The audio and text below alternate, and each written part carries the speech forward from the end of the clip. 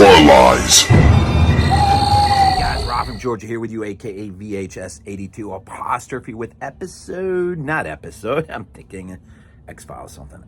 Week 567.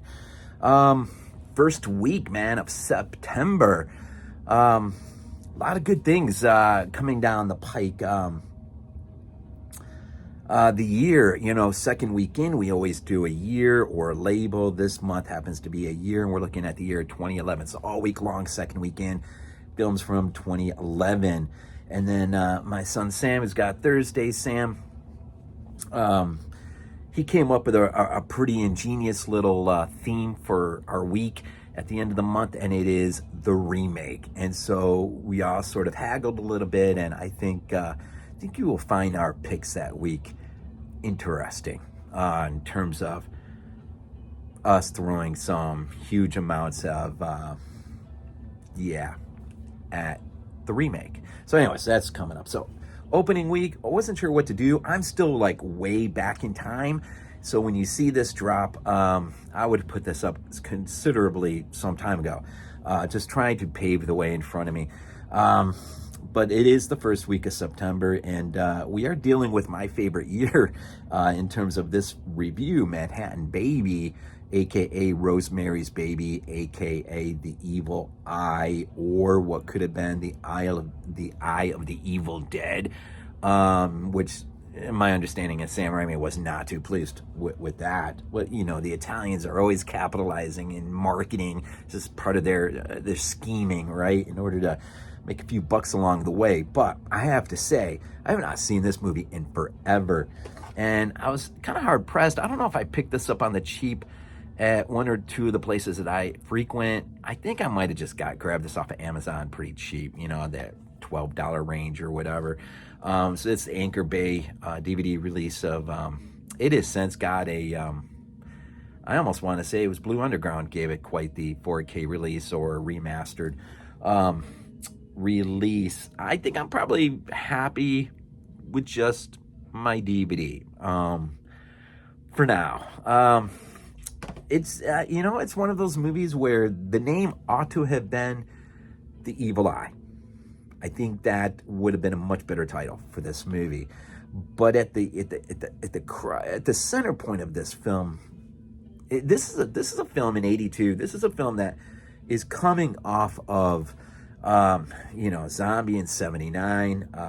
We'll have, of course, City of the Living Dead, The Beyond, House by the Cemetery, Fabrizio DeAngelis, who is the producer, who worked with Fulci on Zombie. Of course, he makes two great mistakes. Mistake number one was not capitalizing on Zombie as soon as possible and allowing Fulci, if he wanted it, him and his team, his army of people that surrounded him through that peak of his career. And we'll mention some of them here in a minute. But he instead just trails off another way and ends up doing Zombie Holocaust. And so he sort of steps out of the picture.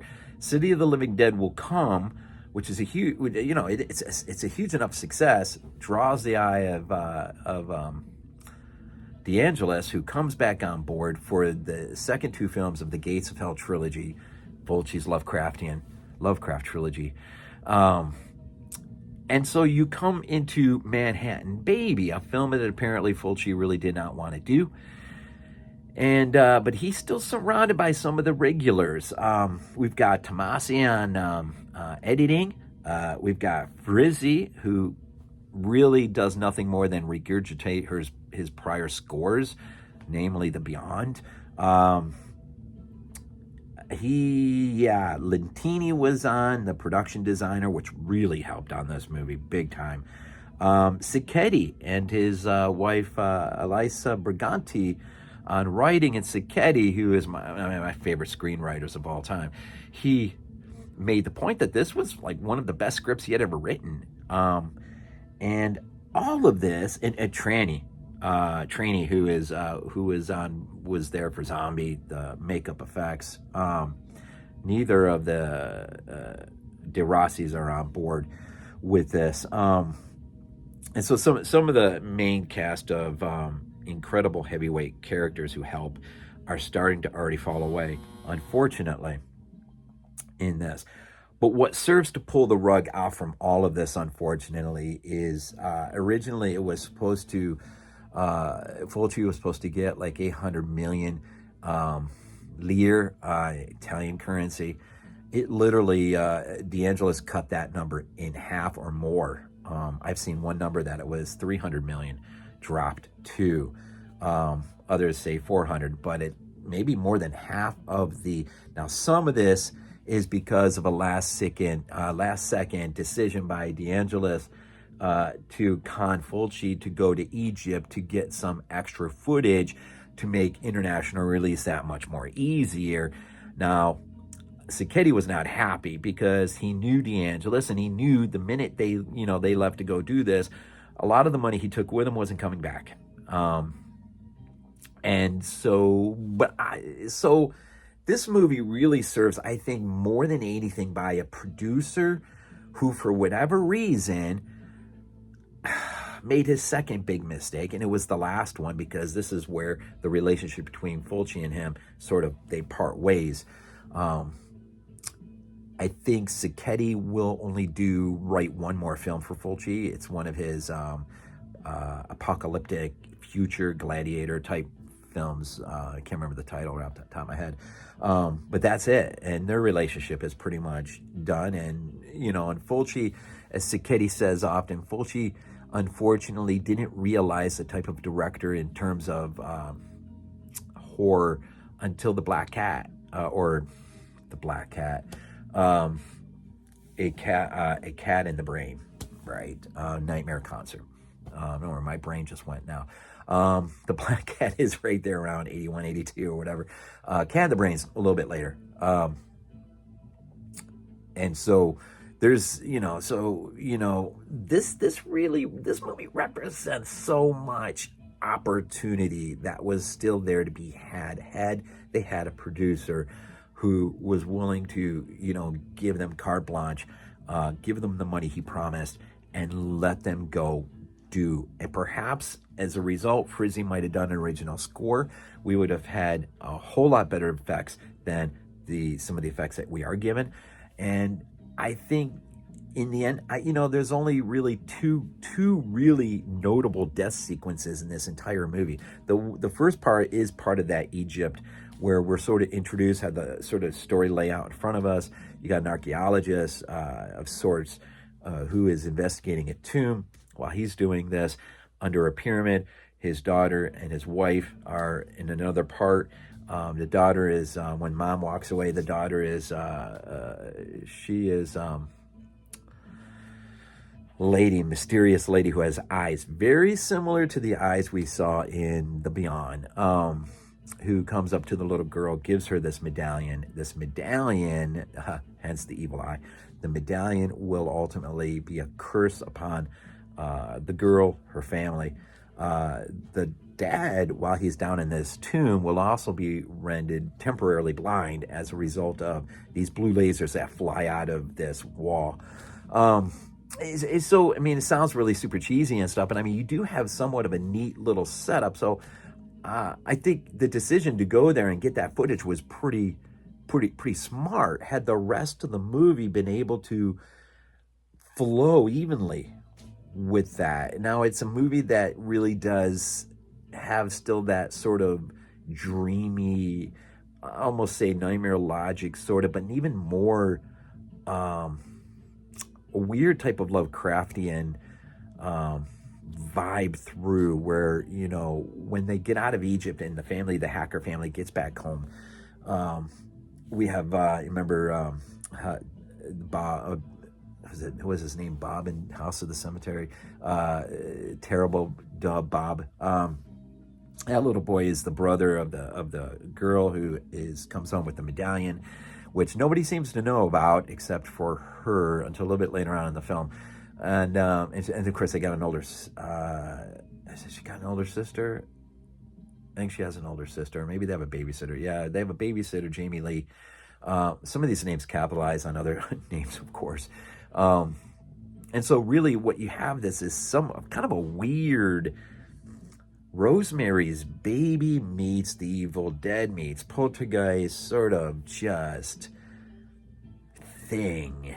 And although there's some great, interesting ideas, you don't really get to see those ideas executed in a way that you could have.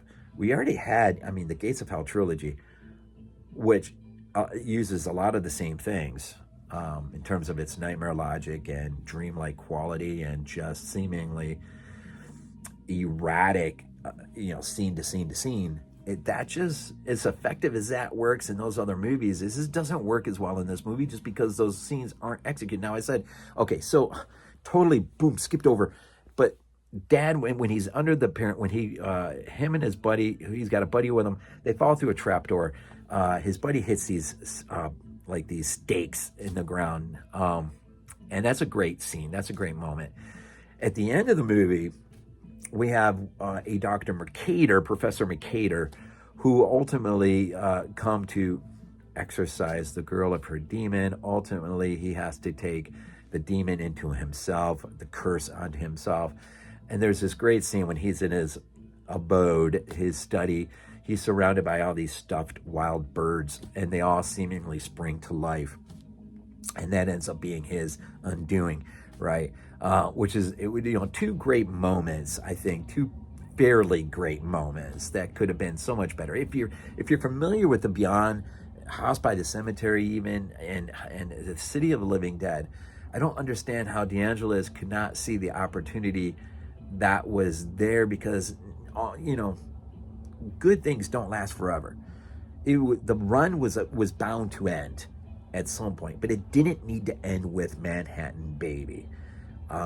This could have been the last great moment. Sacchetti says in an interview, he said that the thing that most kept him and Fulci from The Sky's the Limit in their collaborative work with one another was the lack of a good producer. And he names Roger Corman. He says, if we would have had a Roger Corman type producer who was invested in the genre and the films they were making, who's to say what they would have been able to accomplish together, which is, it's probably more than a minor miracle that Fulci ended up having the run he did. Specifically, I'm just referring from like 79 to 82. Obviously, there are decades leading up to that, and there is at least a decade or so going after that, in which some good stuff is still going on, but not quite the same as 79 to 82 in terms of just horror, right? The gore, the reputation for the godfather of gore, the Italian godfather of gore. But these things come as a result of those who surround you. They come as a result of a good producer. They come as a result of good financing, or at least decent financing. And when you set your eyes on a script and the possibilities and the vision, and then suddenly you realize you're only working with barely half of what you were promised, that can have a pretty detrimental effect on anything. So on the other side of all of this junk, Manhattan Baby still, ultimately, I mean, it's not Fulci's worst movie, I don't think, by any stretch. I think there's some great moments that you could have only, imagined how it would have been with more money or with more heart involved, if that's, so, interesting. It is interesting when you really look at all this stuff and consider this stuff. It really is too bad that ultimately this is what it ends up being. But it's still Lucio Fulci. It's still Italian, right? Good stuff. And Sacchetti's on there, man. I love Sacchetti. Good stuff. Frizzy, really do wish it would have been an original score. And I will say that the biggest drawback to this film for me was the saxophone. It seemed like you went from saxophone, beyond, saxophone, beyond, saxophone, and it was at times extremely awkward. in terms of the overall vibe and atmosphere and everything else. But definitely, you know, if you're an Italian fan, a Fulci fan, and somehow this one has escaped you, you need to check it out, but do so with, you know, this is not on the level of City of the Living Dead or House by the Cemetery Zombie, The Beyond especially. This is quite a considerable step down. But you can see what it could have been. And sometimes that's all that matters if you're really familiar with this stuff, or at least somewhat really familiar with this stuff. That's all that really matters sometimes. So here in the opening salvo of September, I bring you another Lucio Fulci Italian film. This one with some, unfortunately, regrets in terms of what could have been. So anyways, as I said before, second weekend, theme week at the end, ought to be a pretty fun month as always. We end these things off with Go Bills. This is not a dream. Not a dream. We might be useful to